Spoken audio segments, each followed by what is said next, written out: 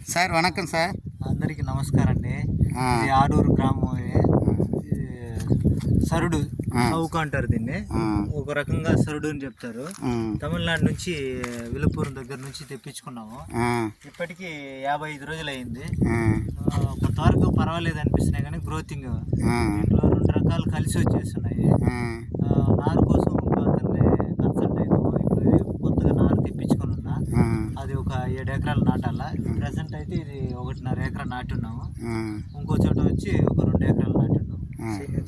CH5 speed speed. తొందరగా వస్తాయంట. 3 years తర్వాత కటింగ్ వస్తుంది. ఉంగులూడి బయాడట. నా పేరు రఘు, ఆరూరు గ్రామం, నిండ్ర మండలం, చిత్తూరు డిస్టిక్, ఆంధ్రప్రదేశ్. సాగునారు